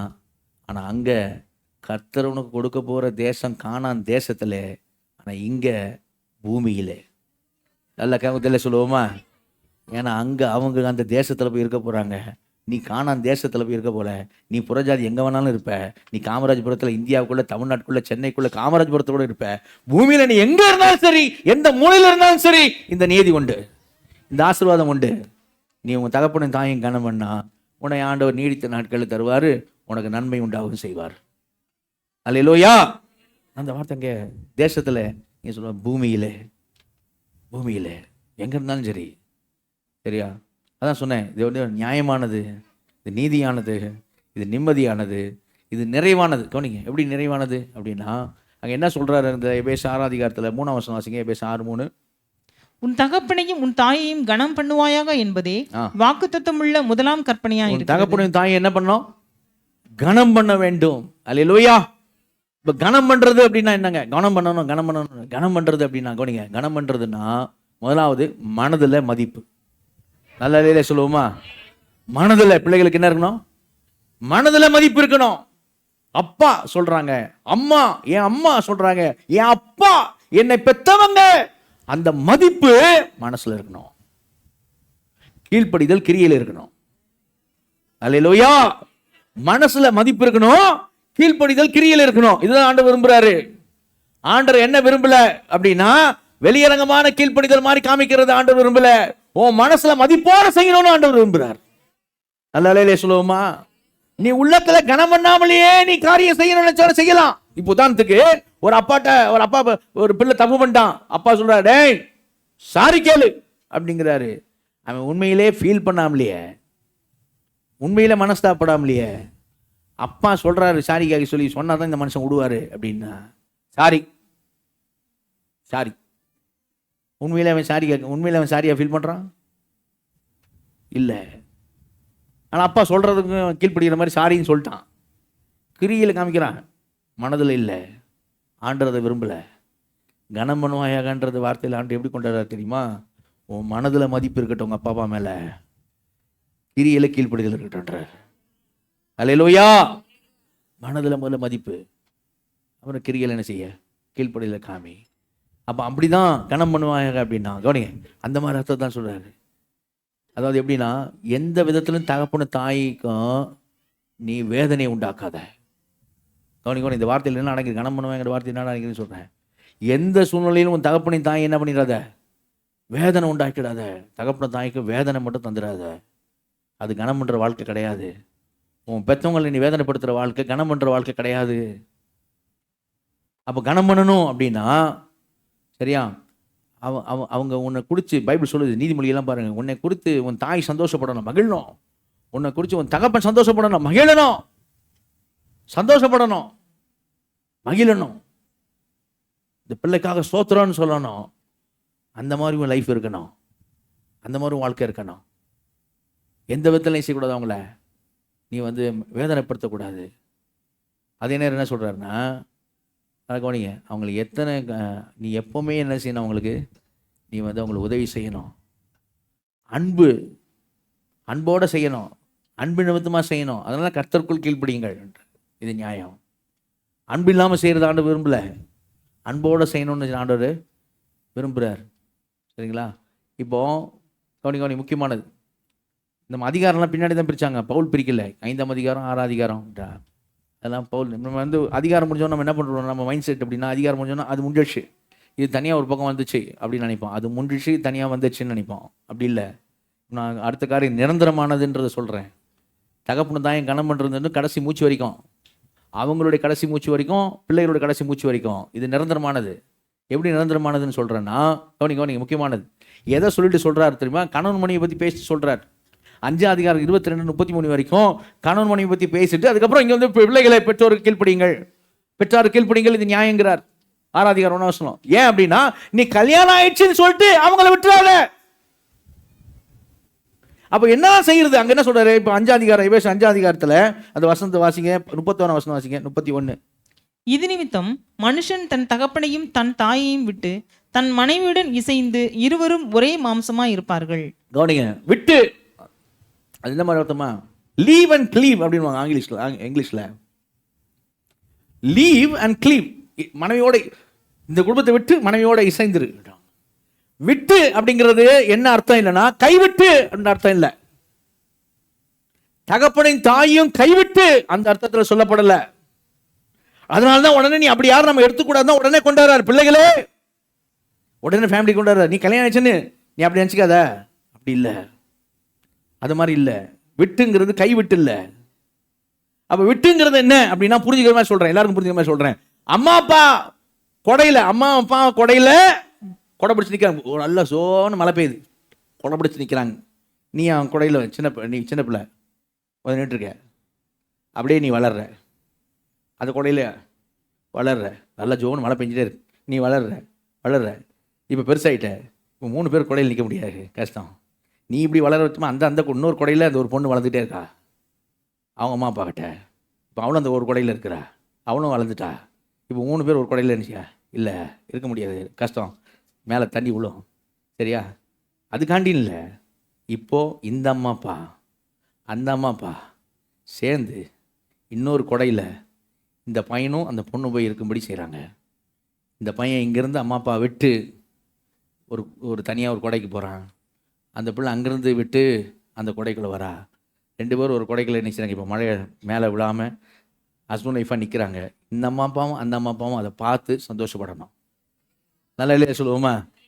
அதைத்தான் சொல்கிறது, அதுதான் பைபிள் சொல்லுது. பார்த்து என்ன செய்யணும்? சந்தோஷப்படணும். அப்போ எப்படி சொல்கிறேன்னா, இங்கே அம்மா அப்பா என்ன சொல்கிறாங்கன்னா, நீ விடு, அவன் போய் வாழட்டும், விடு, நீ விடு, அவள் போய் வாழட்டும், விடு அப்படிங்கிறாரு. இவன்ட்டு என்ன சொல்கிறான்னா, நீ அம்மா அப்பா விடு, நீ அவளோட போய் என்ன பண்ணு, இரு, வாழு. அவட சொல்ற, நீ அங்கே விடு, இவனோட வந்து என்ன செய்ய, இரு. அதுதான் விட்டு இசைந்திருப்பான் அப்படிங்கிற வார்த்தை, சரியா? அப்போ என்னைக்கு இருந்தாலும் அந்த கொடையிலேருந்து தான் நான் வந்தேன், என்னைக்கு இருந்தாலும் இந்த கொடையிலேருந்து தான் நான் வந்தேன் அப்படிங்கிறது மாறாது, அப்படிங்கிற செயல் மாறாது. அப்போ இந்த 2 ஃபேமிலி, அந்த 2 ஃபேமிலியும் அவங்க இவங்க வாழும்படியாக என்ன செய்யணும் அவங்க பார்க்கணும். இவங்க கொடைக்குள்ள இவங்க இருக்கிறாங்க, இந்த கொடைக்குள்ள 3வது ஒரு ஆள் வரும், அது வளரும், சரி? அப்படிதான். அப்போ அந்த கொடையில் இருக்கவங்க எப்படின்னா, இவங்க நல்வாழ்க்கை வாழ்வதற்கு அவங்க ஆலோசனை கொடுக்கறதா இருக்கணும். இப்போ நான் சொல்ல நல்லா கவனிங்க, அப்படி தான் ஆலோசனை கொடுக்கணும் இருக்குமே தவிர, இந்த கொடைக்குள்ள இருக்கிற இவங்க 2 பேருக்கு ஒரு பிரச்சனை வர மாதிரி ஆலோசனை தந்த அந்த ஆலோசனை கீழ்ப்படி சொல்லி ஆண்டவர் சொல்லல. அப்படி நீ ஆலோசனை கொடுத்தா அது துராலோசனை. ஆண்டவர் ஒன்றை அதை எதிர்பார்க்கவும் இல்லை. அப்ப எப்படி எதிர்பார்க்கிறார்னா, இவங்க நல்லா வாழும்படி நீ ஆலோசனை சொல்லணும். உன் அனுபவத்திலிருந்து, உன் வாழ்க்கை பயணத்திலிருந்து, இந்த 2 பேர் வாழ்க்கை ஆரம்பிச்சிருக்க இவங்க நல்லா வாழும்படியான ஆலோசனை நீ என்ன செய்யணும், நீ கொடுக்கணும். அந்த ஆலோசனையை அவங்க ஏற்றுக்கணும் செய்யணும். அந்த ஆலோசனை நல்ல ஓகே, அல்டிமேட்டாக முடிவை அவங்க டிசைட் பண்ணி என்ன செய்யணும், காரியங்களை செய்யணும். அப்படிதான் ஆண்டவர் அந்த எதிர்பார்க்கிறார். அப்படிதான் அங்கே அந்த அர்த்தத்தை தான் சொல்கிறார், சரிங்களா? அந்த அர்த்தம் தான் அங்கே என்ன செய்கிறார், சொல்கிறார். அப்போ அந்த கொடைக்கில் வந்து அவங்க 2 பேர் லைஃப் ஆரம்பிக்கிறாங்க, வாழ்கிறாங்க அப்படின்னா, சரிங்களா? அது அந்த 2 குடும்பம் என்ன செய்யணும், பார்த்து சந்தோஷப்படணும், அவன் வாழ்ந்துருக்கும்படி செய்யணும். இந்த 2 நாளுக்கும் நீங்கள் சொல்கிறத, இந்த கொடைக்குள்ள வந்தாங்களே, அந்த 2 கொடையிலிருந்து இவங்க 2 பேரும் நல்ல வாழ்க்கை வாழ்ந்தாங்க அப்படின்னா, அதுதான் இவர்கள் வாழ்கிற அந்த நல்ல வாழ்க்கை தான் தகப்பனின் தாயும் கனம் பண்ணுகிற வாழ்க்கை. நல்ல இல்லையில சொல்லுவோமா? இவங்க 2 பேரும் சேர்ந்து நல்லா வாழணும்னு சொன்னா கனவீனம். அது ஆண்டவர் விரும்பல. அப்ப அந்த கனவீனத்துக்கு அந்த கொடையில இருக்கிற அல்லது இந்த கொடையில இருக்கிற நீயே காரணமான வச்சுக்கோ, அது ஆண்டவர் விரும்பல. இந்த கொடையில இருக்கீமே என்ன சொல்லக்கூடாது, நீ போ, நான் கொடையில நின்னுக்கிறேன்னு சொல்லக்கூடாது, அல்லது நான் அந்த கொடைக்கே போயிடுறேன்னு சொல்லக்கூடாது, அல்லது அவ சொல்லக்கூடாது, நீ போ, நான் இந்த கொடையில நின்னுக்கிறேன், அல்லது நான் எங்க அந்த கொடைக்கே போயிடுறேன் சொல்லக்கூடாது. 2 பேரும் வாழணும். அவங்க வாழ்றாங்க பாருங்க, அந்த வாழ்க்கை, அது சமுதாயத்துக்கு முன்னாடி வாழ்கிற வாழ்க்கை. இப்ப இவங்க நல்லா வளர்த்துருக்காங்கப்பா, அம்மா அப்பா நல்லா வளர்த்துருக்காங்க அப்படி சொல்லுவாங்கல்ல.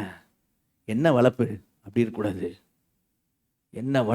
அதனால தான் நீங்கள் 6 நாளில் பார்த்தீங்கன்னா எப்படி முடியும்னு பார்த்தீங்கன்னா, பிதாக்களே வளர்ப்பீர்களாக, அந்த வசந்த போர்டு பஸ்டில் வளர்ப்பீர்களாக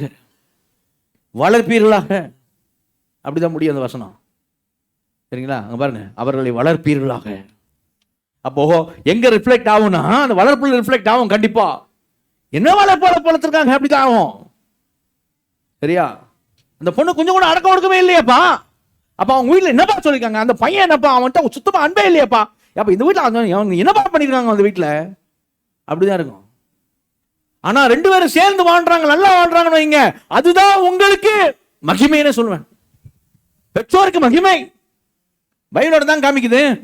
நீ நீதிமொழிகளே வந்தீங்கன்னு வைங்க, நீதிமொழி 24வது நீதிமொழிகள் வாங்க, 24, 24, 25 வாசிங்க. 24 தான் பார்த்துருக்கேன்.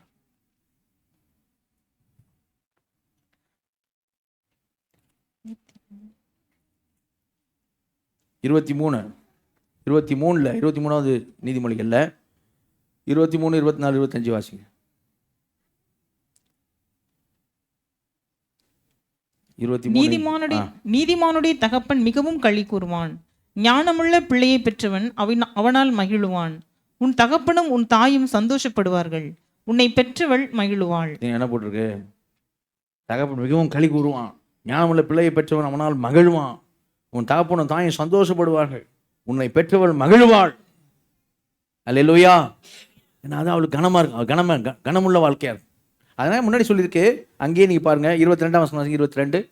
உன்னை பெற்ற தகப்பனுக்கு செவி கொடு, உன் தாய் வயது சென்றவளாகும் போது அவளை அசட்டை பண்ணாதே. அவனுக்கு செவி கொடு, அவளை என்ன பண்ணாத, அசட்டை பண்ணாத. அடுத்த வார்த்தை சத்தியத்தை வாங்கு. பாருங்க, சத்தியத்தை வாங்க, அதை விற்காத. அப்படி ஞானத்தை உபதேசத்தை வாங்கு. எங்க பெற்றோர் இடத்துலேருந்து தீமோத்தி வாங்கினா பாருங்க, அம்மாட்டந்து. அந்த அம்மா வாங்கிச்சு பாருங்க, அவங்க அம்மாட்டந்து. ஹலோ, பைபிள் தான் சொல்றேன் நான். வாங்கு, ரட்சிப்புக்கேற்ற ஞானமுள்ள வார்த்தைகளை வாங்கு. அதுதான் சொல்லுது பைபிள். சரியா? அப்போ அந்த பிள்ளைங்க வாழ்கிற வாழ்க்கை, பிள்ளைங்க அந்த மாதிரி லைஃப் வாழணும். இப்போ நான் சொன்னேன் நிரந்தரமானதுன்னு சொன்னேன், தகப்பன தாயும் கணம் பண்ணுறது. அந்த தகப்பன தாயும் கணம் பண்ணுறது நிரந்தரமானது எந்த அர்த்தத்தில் சொல்லியிருக்கு தெரியுமா? நீ உன் லைஃப்பில் கடைசி மூச்சு வரையும் உன் தாயும் தகப்பனையும் கணம் பண்ணணும். கணம் பண்ணணுன்றது ஒருவேளை அவங்களுக்கே உதவி செய்ய முடியாத சூழ்நிலைக்குள்ளே போயிட்டாங்க அப்படின்னா அவங்கள கொண்டு போய் முதியோர் இல்லத்தில் சேர்த்துடக்கூடாது. குர்பான் ஞாபகத்தில் இருக்கா? ஆண்டு குர்பானுக்கு ஏற்று நின்றார்.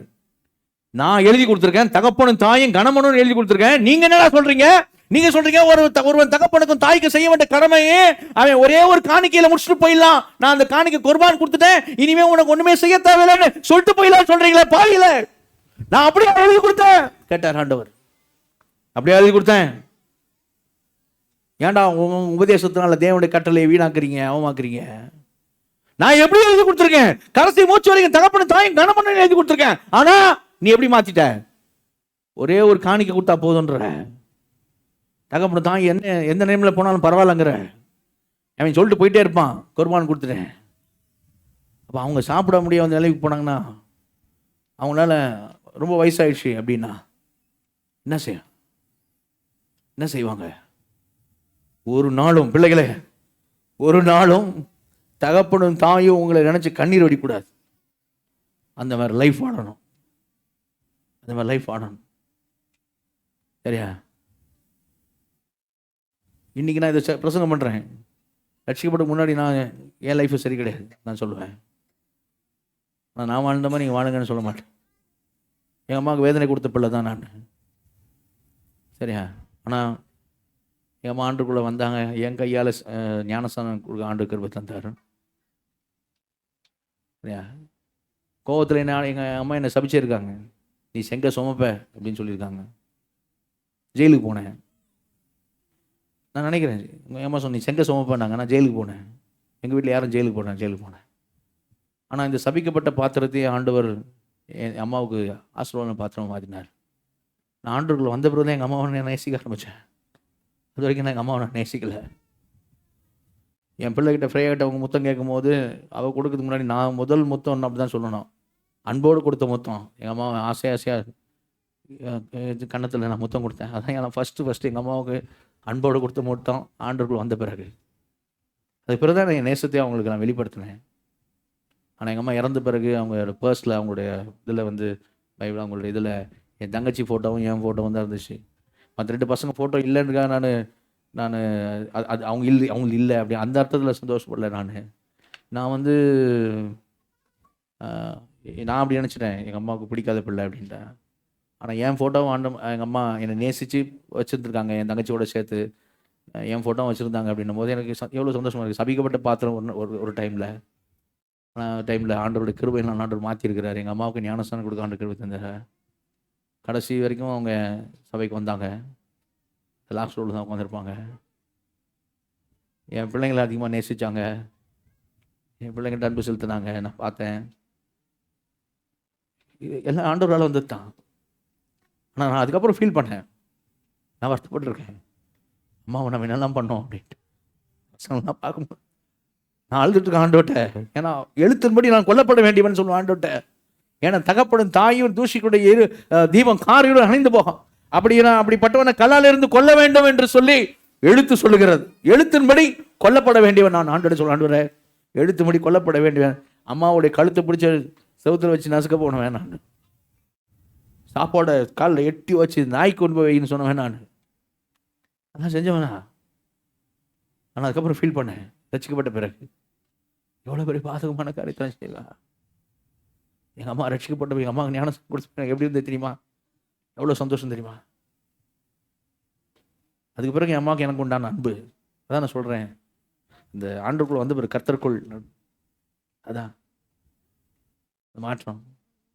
நான் ஃபீல் பண்ணுறேன், என் அம்மாவை நான் அன்றைக்கி அப்படி ட்ரீட் பண்ணதுக்காக, என் அம்மாவை நான் பேசின வார்த்தைகளுக்காக, நான் நடந்து கொண்ட விதங்களுக்காக. நான் அது எதையும் சரி செய்ய முடியாது, ரீடூ பண்ண முடியாது. நான் ரட்சிப்புக்குள் வந்த பிறகு அந்த அன்பை காண்பு கிருபை தந்தார். நான் ரட்சிக்கப்பட்ட பிள்ளைகளுக்கு நான் சொல்கிறேன், என்ன மாதிரி நான் செஞ்சிடாதீங்க. நான் அப்போ இருந்தது போல் இங்கே இப்போ இருந்துடாதீங்க. பைபிள் இருக்க சொல்லலை. எனக்கு ஆண்டோட வசனம்லாம் அப்போ தெரியாது. நான் அப்போ ரட்சிக்கப்படலை. ரட்சிக்கப்பட்ட குடும்பத்தில் நான் பிறக்கலை. என் குடும்பத்தில் ஒரு ஆள் கூட ஊழியக்காரன் கிடையாது. நாங்கள் தான் முதல்ல என் ஃபேமிலியில். எங்கள் சொந்த பந்த வட்டாரங்களே சொல்கிறேன், இப்படி தான் சொல்லுவேன். நெருங்கின சொந்தங்கள் யாருமே என்ன செய்யலை, ஊழியர்கள்லாம் கிடையாது. ஊழிய வாசனையே கிடையாது எங்களுக்கு. நான் செஞ்சது நீங்கள் செய்யாதீங்க. இங்கே வசனம் சொல்லுது, இது நிரந்தரமானது. அப்போ கடைசி வரைக்கும் ஆண்டவர் என்ன விரும்புகிறாரு அப்படின்னா, உன் தகப்பனை தாய் என்ன செய்யணும், கனம் பண்ணணும். சரிங்க, அன்புனால பணத்தை கொடுக்கலாம், அன்பை வந்து வெளிப்படுத்துறதுக்காக பணம் கொடுக்கலாம். நான் சொல்லல கவனிங்க, அன்பை வெளிப்படுத்த பணம் தரலாம். ஆனால் பணம் வந்து அன்புக்கு ரீப்ளேஸ்மெண்ட் கிடையாது. பணம் வந்து அன்புக்கு பதிலாக பணம் இல்லை. அன்புக்கு பதிலாக பணம் கிடையாது. அன்பை வெளிப்படுத்த பணம் கொடுக்கலாம். இன்னைக்கு முதியோர் இடத்துல கொண்டு போய் சேர்த்தாலும் அங்கே பணம் கொடுக்க, நீ பணம் கொடுக்கணும். நான் தான் எங்கள் அம்மா அப்பா முதியோர் இடத்துல சேர்த்துட்டேனே, அங்கே நான் பணம் கொடுக்குறேனே, நான் தான் பணம் கொடுத்துறேனே. அவங்களுக்கு வேண்டியது பணம் இல்லை, உன் மனம். உன்னை தொடணும், நீ அவங்கள தொடணும், உன் கையை பிடிக்கணும், உங்களோட பேசணும், உங்களோட இருக்கணும், உன் பிள்ளைகளோட இருக்கணும், பிள்ளைகளோட பேசணும், உன் கூட இருக்கணும், நீ வந்து அவங்கள பார்த்துக்கணும். அந்த மாதிரி தான், அதுதான் பைபிள் சொல்லுது. நீ நிறைய பேருக்கு தெரியாதனால நான் எங்கள் அம்மா அப்பா சேஃபாக வச்சுட்டேன் முதியோர் இடத்துல அப்படின்னுவான். மாதம் மாதம் கரெக்டாக கொடுத்துட்றேன்னுவான். அங்கே போனால் தெரியும் அவங்க எவ்வளோ அழுதுங்கிறாங்க அப்படின்ட்டு. சரியா? பைபிள் தான் சொல்லுது, உன்னை தூக்கி வளர்த்தவங்க அவங்கள என்ன பண்ண, அவங்கள கனம் பண்ண, அவங்கள கனம் பண்ண. ஆண்டோட வார்த்தை இது. ஆண்டவர் சொல்கிறாரு, உன் தகப்பன தாயும் வயது சென்றவர் ஆகும்போது அவளை அசட்டை பண்ணாத. இப்படிதான் வாசித்தோம், வயது சென்றோன்னு வயசாயிடுச்சுன்னு சொல்லி அசட்டை பண்ணிடாத, அசட்டை பண்ணிடாத. சரியா? அப்படிதான் பைபிள் சொல்லு. அவன் மகிழணும், உங்கள் அப்பா உன்னை நினச்சி களி கூறணும், உங்கள் அம்மா அவன் லைஃப்பை பார்த்து மகிழணும், களி கூறணும். அவங்க மனசு நிறைஞ்சு உன்னை ஆசீர்வதிக்கணும். நல்ல சொல்லுவோமா, மன நிறைவோடு சொல்லணும், டேய் தம்பி நீ நல்லா இருப்படா அப்படின்னு சொல்லணும். மகளே நீ நல்லா இருப்ப மகளே, அப்படி சொல்லணும். அப்படி சொல்லணும். நிறைவோடு, உள்ளத்து நிறைவந்து வாய் பேசணும், நிறைவோடு ஆசீர்வதிக்கணும். அப்போ கண்டிப்பாக அந்த ஆசீர்வாத நன்மையும் உண்டு, நீடித்த நாட்கள் உண்டு. ரெண்டும் உண்டு, ரெண்டும் உண்டு. அப்போ அதான் இன்னைக்கு ஆண்டவர் சொல்கிறார், பிள்ளைகளே இது சரியானது, நியாயமானது, இது நீதியானது, இது நிம்மதியானது, இது நிறைவானது, இது நிரந்தரமானது. அல்லேலூயா. பிதாக்கள், வேகமாக சொல்லி முடிக்கிறேன். பிதாக்களுக்கு 3 காரியம் சொல்கிறேன். பிதாக்களுக்கு படுத்தாத, முதல்ல என்னதுங்க, என்ன சொல்லுங்க, முதல்ல என்னதுங்க, படுத்தாத. என்ன படுத்தாத? வாசிங்க இப்போ எபேசு 6 அதிகாரம் 4 வசனம் வாசிங்க. எபேசு 6:4.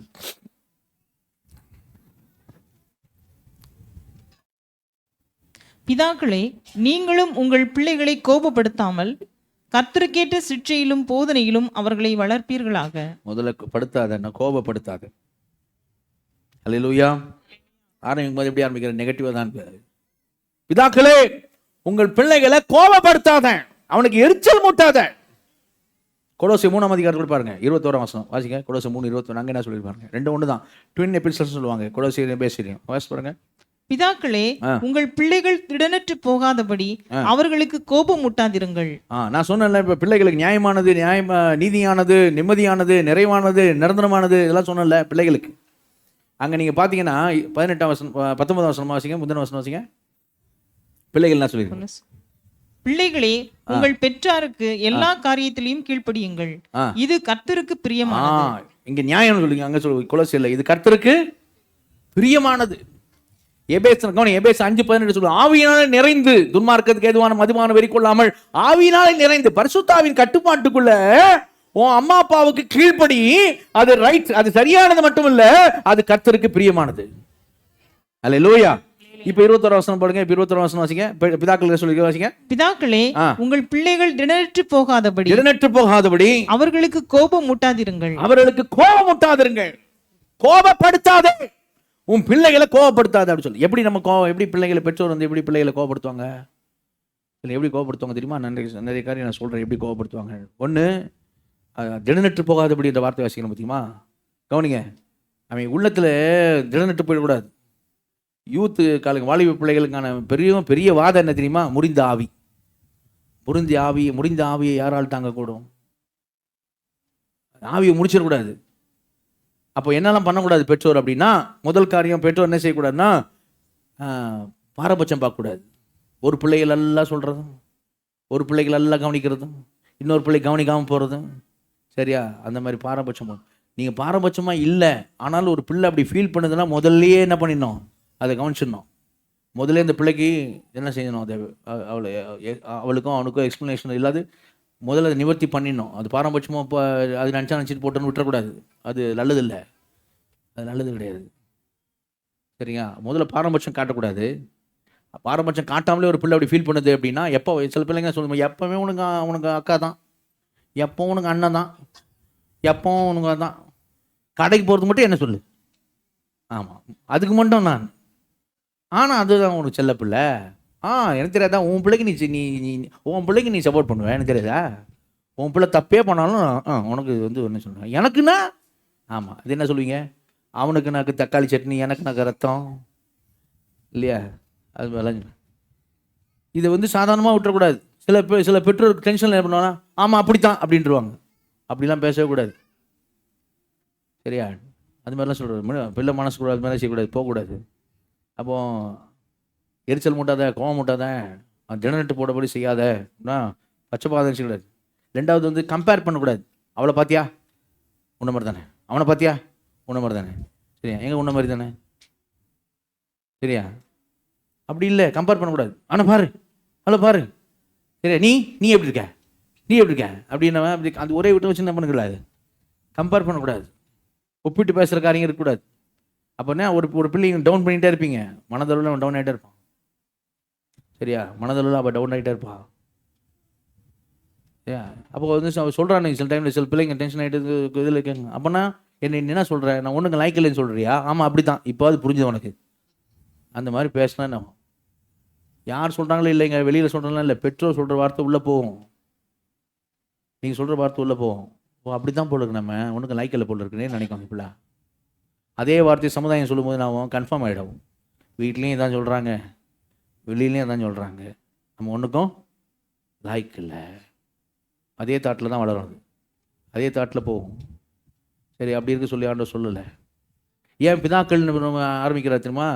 ஏன்னா ரொம்ப முக்கியமாக இந்த பிதாக்கள் தான் பிரச்சனை. ரொம்ப பெண்களை விட, மனைவிமாரோட தாய்மார்களை விட பிதாக்கள் தான் என்ன பண்ணுவோம்னா, கண்மூடித்தனமாக அந்த கோவம் உச்சக்கட்டத்தில் போயிடும். பிதாக்களுக்கு தான். ஏன்னா அந்த கோவம் வந்து என்ன செய்வேன்னு தெரியாது, என்ன செய்யறதுன்னு தெரியாமல் செய்வான். பார்த்தீங்களா? உச்சக்கட்ட கோபத்தை பெண்களாவது கொஞ்சம் என்ன செய்வாங்க, கண்ட்ரோல் பண்ணுவாங்க. சரியா? இவன் உச்சக்கட்டத்துக்கு போயிடுவான். சரியா? அப்போ அந்த மாதிரி உச்சக்கட்டத்துக்கு போகக்கூடாது. அதான் அங்கே சொல்லப்படுது. அப்படி நீ போனீன்னா உன் பிள்ளை திடன்ட்டு போயிடும். உச்சக்கட்டத்துக்கு நீ போனீன்னா உன் பிள்ளை வந்து மனசு உடஞ்சி போயிடும். அப்படி செய்யாத, அப்படி சொல்லியிருக்கு. பாரபட்சம் பார்க்காத, அப்படி கம்பேர் பண்ணாத. அது மாதிரி என்ன பண்ணுறது, இது என்ன சொல்கிறது, சாதிக்க முடியாத விஷயத்தெல்லாம் கூட கேட்குறது. சரியா? நீ செஞ்சே ஆகணும் அப்படிங்கிறது. செஞ்சே தீரணும். நீ சாதிக்க முடியாத விஷயமாக இருக்கும் இந்த பிள்ளைக்கு. ஆனால் அந்த பிள்ளை போட்டு என்ன பண்ணுறது, நீ செஞ்சே ஆகணும், நீ செஞ்சே தீரணும் அப்படிங்கிறது. அப்படி இருக்கக்கூடாது. பிள்ளைங்களோட பலவீனத்தை என்ன செய்யணும், அறியணும். சரியா? எல்லாத்தையும் போட்டு பண்ணு. நீ எல்லா சப்ஜெக்டும் 100க்கு 100 வாங்கணும். சரியா? எல்லா சப்ஜெக்டும் 100க்கு 100 நீ வாங்கினியா? சரியா? 100க்கு 100 எல்லா சப்ஜெக்டிலும் வாங்கணும். எங்கேருந்து வந்தது இல்லை. அப்போ பிள்ளை 98 கேள்விப்பட்டேன், நம்ம சர்ச்சில் இல்லை, கேள்விப்பட்டேன். அந்த பிள்ளை 98 மார்க் வாங்கியிருக்குது. 2 மார்க், அந்த 2 விட்டு 2 மார்க் அங்கே அம்மா 2 நாளுக்கு மொத்தத்துக்கு வச்சுருந்தாங்களாம். அடி பாவி, 98 மார்க் வாங்கியிருக்கல பிள்ளை. அதை அப்ரிஷியேட் பண்ணது, உற்சாகப்படுத்த விட்டுட்டு 2 மார்க் விட்டுட்டாண்டு 2 நாள் முகத்துக்கு வச்சு, அந்த பிள்ளைக்கு எப்படி இருக்கும் யோசிங்க. அந்த பிள்ளைக்கு எப்படி இருக்கும் இல்லையா? இது மாதிரி தான் என்ன செய்யக்கூடாது. பிள்ளை திடனட்டு போகிற மாதிரி, கோவப்படுத்துகிற மாதிரி, திடனட்டு போகிற மாதிரி என்ன செய்யக்கூடாது, செய்யக்கூடாது. சரிங்களா? நல்ல கவனி நான் சொல்கிறத. இந்த உலகம் பிள்ளைங்களை என்கரேஜ் பண்ணாது, டிஸ்கரேஜ் தான் பண்ணும். பெற்றோர் தான் பிள்ளைகளை என்கரேஜ் பண்ணணும். உங்கள் பிள்ளை நீங்களே உற்சாகப்படுத்தலைன்னு சொல்லி சொன்னால் போச்சு. சரியா? போச்சு. அப்போ பிள்ளைகளை வந்து என்ன செய்யணும், உற்சாகப்படுத்தணும். ஒரு 18ஆம் நூற்றாண்டில் பெஞ்சமின் அப்படின்ற ஒரு ஆர்டிஸ்ட், ஒரு படம், அது பெயிண்ட் வரைகிறாரு. அவர் பெயிண்டரான ரீசனே எப்படி சொல்கிறாருன்னா, ஒரு நாள் அவங்க அம்மா அந்த தங்கச்சி, அவனோட தங்கச்சி வந்து விட்டுட்டு போனாங்களாம். கடைக்கு எங்கேயோ போயிட்டு வரணும்னு போனாங்களாம். இவர் போன பிறகு என்ன பண்ணியிருக்காரு, வீட்டில் பேப்பர் எடுத்து வச்சு அந்த தங்கச்சியை வரைகிறேன்னு சொல்லிட்டு இங்கெல்லாம் எடுத்து என்னமோ கலர் கலராக எடுத்து என்ன பண்ணிக்காரு, வரைகிறேன்ட்டு அவன் தங்கச்சியை வரைஞ்சிருக்கிறார். வரைஞ்சி கலர்லாம் அடிச்சிருக்காரு. வீடு ஃபுல்லாக ஒரே இங்கும் இதுவாக தான் வந்துருக்கு. சரியா? நீங்கள் தான் அந்த தாயை தான் என்ன பண்ணியிருப்பீங்க, எத்தனை பேர் சொல்லுங்க. அப்படியே 5-6 கையெல்லாம் வந்திருக்கும். அப்படி தான் வந்திருக்கான் இல்லையா? நாக்கெல்லாம் வெளியே அப்படி தான் வந்திருக்கான். அதோட அந்த பிள்ளை படமே பறஞ்சிருக்க வாய்ப்பில்லை. சரியா? ஆனால் அந்த அம்மா வந்தவனே அத்தனையும் பார்த்தாங்க. ஆனால் எதை ரொம்ப பார்த்தாங்கன்னா, அந்த படத்தை பார்த்துட்டு பிள்ளைங்க வான்னு ஒரு முத்தம் கொடுத்தாங்களாம். அவர் எழுதுறாரோட சுய சரிதில் எழுதி வச்சுக்கிறாரு, அந்த முத்தம் தான் என்னை பெரிய ஓவியனாக்கிறது. அல்லேலூயா. அந்த முத்தம் தான் என்னாச்சு, என்ன பெரிய ஓவியனாக்கிறது. ஏன்னா என் படத்துக்கு கிடைச்ச முதல் பரிசு எங்கள் அம்மா கொடுத்த முத்தம். சரியா? அதான் எனக்கு வித்தியாசம் தெரியுதா? நம்ம என்ன செஞ்சக்கூடாது அப்படின்னா, இதான் செஞ்சிடக்கூடாது. அதனால் இப்போ வீடுகளில் பிள்ளைங்க போயெல்லாம் இங்கெல்லாம் கொட்டுங்கன்னு நான் சொல்ல. அம்மா நானும் படம் வரைப்பேன், அதெல்லாம் நான் சொல்ல. ஒரு உதாரணத்துக்கு சொல்கிறேன். அப்போது சில தகப்பமார் தாய் எப்போவுமே கரெக்ஷன் கொடுத்துருப்பாங்க. எப்போவுமே கரெக்ஷன் தான், எப்பவும் கரெக்ஷன். வாய் திறந்தா கரெக்ஷன் தான். ஏன் இப்படி உட்காந்துருக்க, நேராக உட்கார். ஏன் நேராக உட்காந்துருக்க, இப்படி உட்கார். ஏன் அப்படி உட்காந்துருக்க, இப்படி உட்கார். இப்படியே பிள்ளை வந்துடா, எப்படி தான் உட்கார, இப்படி உட்காந்து, இப்படி உட்காந்து, இப்படி உட்காந்து, எப்படி உட்காந்து சொல்லுங்க, எப்படிதான் நான் உட்காரவே இல்லை போ அப்படி இல்லையா?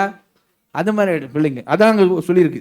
அவங்களுக்கு கோவம் முட்டாத, எரிச்சல் முட்டாத, திருநெட்டு போகாதபடி. என்ன இப்படி பண்ணிருக்கிய? சரியா? எங்கள் அம்மா என்ன சொன்னாலும் என்ன பண்ணுவாங்க, திட்டுவாங்க. அப்படி என்ன சொன்னாலும் எங்கள் அப்பா என்ன பண்ணுவார், திட்டுவார். அப்படியே நான் சொல்லுவார். சில வீடுகளுங்க நீங்கள் அன்பை வந்து டூல் மாதிரி யூஸ் பண்ணக்கூடாது. அன்பு எப்படின்னா, நான் சொல்கிற மாதிரி எனக்கு பிரியமாக நீ எழுந்தினா என் அன்பு உனக்கு, இல்லைன்னா என் அன்பு உனக்கு கிடையாது. அந்த மாதிரி ஆண்டவர் நம்மளுக்கு சொன்னால் எப்படி இருக்கும் கொஞ்சம் யோசிங்க. அந்த மாதிரி ஆண்டவர் சொன்னாருன்னா எப்படி இருக்கும்? ஆண்டவர் மட்டும் அப்படி சொல்லக்கூடாது நமக்கு. சரியா? அப்போது நம்ம அன்பை வந்து அந்த மாதிரி பண்ணக்கூடாது. எப்படி இருந்தாலும் அந்த பிள்ளை தான். இந்த பிள்ளை பலவீனங்கள் இருக்கும், காரியங்கள் இருக்கும், அப்படியே ஏற்றுக்கொண்டு நேசிப்பது தான் உண்மையான அன்பு. அல்லேலூயா. ஆனால் அடுத்த காரியம் வரேன்.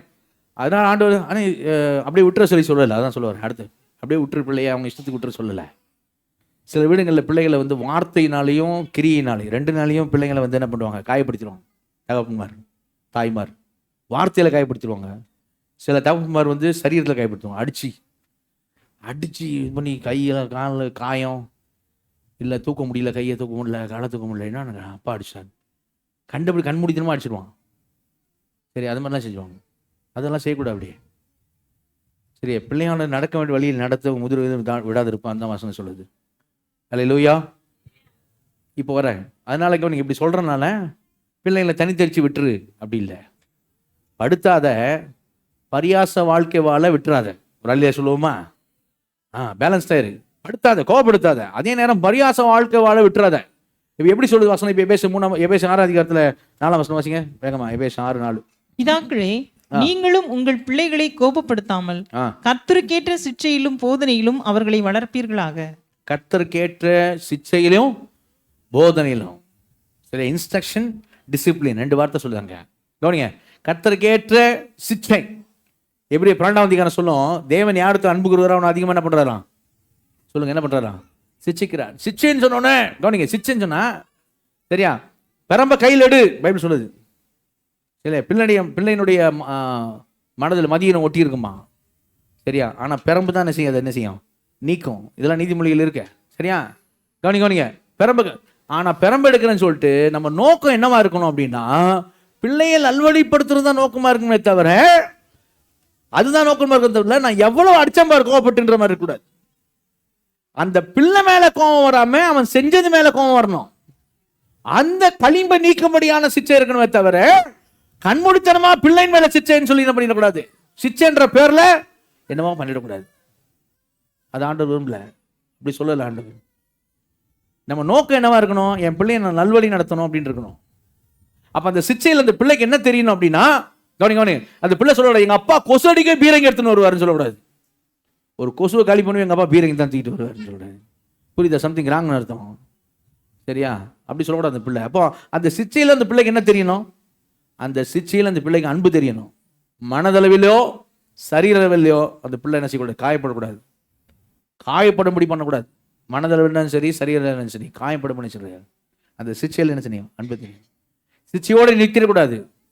அதுக்கப்புறம் இன்ஸ்ட்ரக்ஷன், போதனை கொடுக்கணும். சரியா? என்கிட்ட சர்ச்சில் அடி வாங்கணும்னு தெரியும். சின்ன பசங்க சொல்கிறேன், அடிச்சுடுவேன். அப்புறமா யார் அடி வாங்கினாலும் அவனுக்கு ஐஸ்கிரீம் கிடைக்கும், டெய்ரி மில்க் கிடைக்கும், ஒன்று வாங்கிட்டு சொல்லுவேன். வாங்கி என்ன செய்வேன்? கொடுத்துட்டு கூப்பிட்டு அணைச்சி பிடிச்சி சொல்லுவேன், ஏன் பாஸ் ஒன்று அடித்தேன், ரொம்ப வலிச்சுதா, எதுக்கு அடித்தேன்? இதுதானே, சரி இனிமேல் செய்யாது என்ன. சில பிள்ளைங்க என்னையே அப்படியே குளிர் வச்சுட்டு போயிடுவானுங்க. எப்படி குளிர் வச்சுருவானுங்க? பாஸ்டர் நீங்கள் தானே பாஸ்டர் அடிச்சிங்க, நீங்கள் என்னவா எவ்வளோ வேணாலும் அடிக்கலாம் அப்படின்ட்டு போவாங்க. அடா பா எப்படி இருக்கானுங்க, எவ்வளோ இதுவாக வச்சுருக்காங்க அப்படின்னு நினைப்பேன். நிஜமே இல்லை, அப்படியே ஒரு அப்படின்னு இருக்கும். சரியா? ஆமாம் சொல்கிறேன். இப்போ அந்த அந்த சிச்சிப்போடு நிறுத்திடக்கூடாது, அடிச்சு அதோடு நிறுத்திடக்கூடாது. அடுத்து அணைப்படும் போதனை இது என்ன செய்யணும்? அவங்களுக்கு சொல்லணும், ஆண்டோடைய வார்த்தை வசனத்தை என்ன செய்ய சொல்லணும். யோவான் ஸ்நானகன் எதை வைத்து பிதாக்கள் இருதயத்தையும் பிள்ளைகள் இருதயத்தையும் திருப்பினா? எதை வச்சு திருப்பினா? அவனை தோற்றத்தை வச்சா ஒரு ஆள் வந்திருக்க மாட்டான். அவன் சாப்பிட்டதை வச்சா ஒரு ஆள் வந்திருக்க மாட்டான். எப்படி திருப்பினா? கர்த்தருடைய வார்த்தை இடத்துல இருந்தது. அல்லேலூயா. வசனத்தான். இப்போ வசனத்தை வச்சு தான் என்ன செய்யணும்? பிள்ளைகளுக்கு போதிக்கணும். அதான் கால்கள் தீபம் பாதைக்கு வெளிச்சம். அல்லேலூயா. லாஸ்ட் வார்த்தை சொல்லி முடிச்சிடறேன். அது வாசிங்க, எபேசு 6 அதிகாரம் 4 வசனம். எபேசு 6:4. பிதாக்களே, நீங்களும் உங்கள் பிள்ளைகளை கோபப்படுத்தாமல் கர்த்தருக்கேற்ற சிட்சையிலும் போதனையிலும் அவர்களை வளர்ப்பீர்களாக. அவர்களை என்ன பண்ணுவீர்களாக? இது என்ன மாதிரி அர்த்தம் சொல்லி தெரியுமா? பிள்ளைகளை போஷித்து காப்பாற்றுவீர்களாக. போஷித்து. கவனிங்க, நம்ம பிள்ளைங்க 4 லெவலில் வளரணுங்க. வளர்ப்பீர்களாகன்னா 4 லெவலில் வளரணும். என்ன 4 லெவலு? ஒரு நபர் வளர்ந்ததை காமிக்கிறேன். அதே 4 லெவலில் நம்ம பிள்ளைங்க வளரணும். ஓகே? அந்த வளர்ந்த நபர் யாரு அப்படின்னா, லூக்கா 2ஆம் அதிகாரம் 52 வசனம் வாசிங்க. லூக்கா 2:52. இயேசுவானவர் ஞானத்திலும் வளர்ச்சியிலும் தேவ கிருபையிலும் மனுஷர் தயவிலும் அதிகமாய் விருத்தி அடைந்தார். அல்லேலூயா. இயேசுவானவர் ஞானத்திலும், பிள்ளைங்க அறிவில் வளரணும். அதுக்கு பெற்றோர் தான் சரியா உறுதுணையாக இருக்கணும். பிள்ளைங்க என்ன பிள்ளைங்க எதில் வளரணும்? எதில் வளரணுங்க? ஞானத்தில், அறிவில் இன்டெலிஜென்ஸ், அறிவில் என்ன செய்யணும்? பிள்ளைங்க வளரணும். சரி, அது பெற்றோர் தான் பொறுப்பு. 2வது வளர்த்தி, ஃபிசிக்கலாக சரீர பிரகாரமாக என்ன செய்யணும்? பிள்ளைகள் என்ன பண்ணணும்? வளரணும். சரியா? சரீர பிரகாரமாக பிள்ளைகள் வளரணும். சரியா? 3வது தேவ கிருபையில் ஆவிக்குரிய ரீதியில் என்ன செய்யணும்? பிள்ளைகள் வளரணும். ஆண்டவர் காரியத்தில் என்ன செய்யணும்? நல்லா வளரணும். 4வது மனுஷ தயவில் சமுதாய ரீதியில் என்ன செய்யணும்? பிள்ளைகள் மற்றவங்களோட ரிலேட் பண்ண, மற்றவங்களோட சமுதாயத்தோட பழகிற விஷயங்களை என்ன செய்யணும்? பிள்ளைகள் என்ன செய்யணும்? வளரணும். 4 விதத்தில் பிள்ளைகள் வளரணும். வளர்ப்பீர்களாக. எப்படி? போதனையிலும் சிச்சையிலும் பிள்ளைகளை வளர்ப்பீர்களாக. எப்படி வளர்ப்பீர்களாக? 4 காரியத்தில் வளர்ப்பீர்களாக. 1, அவங்க அறிவில் என்ன செய்யணும்? வளரணும். அதுக்கேற்ற போதனையும் சிச்சையிலும் அறிவில் என்ன செய்யணும்? வளரணும். பிசிக்கலாக சரீர பிரகாரமாக என்ன செய்யணும்? அவங்க வளரணும். அடுத்து ஆவிக்குரிய ரீதியில் என்ன செய்யணும்? தேவ கிருபையில் ஆவிக்குரிய ரீதியில் ஆண்டோட உறவில் அதில் என்ன செய்யணும்? பிள்ளைகள் வளரணும். 4வது சமுதாய ரீதியில் மனுஷ தயவில் என்ன செய்யணும்? பிள்ளைகள் வளரணும். 4 காரியங்களில் பிள்ளைகள் என்ன செய்யணும்? வளரணும். அது யார் பொறுப்பு? சொல்லுங்க, யாருங்க பொறுப்பு? பெற்றோர் தான் பொறுப்பு, பிதாக்கள் தான் பொறுப்பு. சரியா?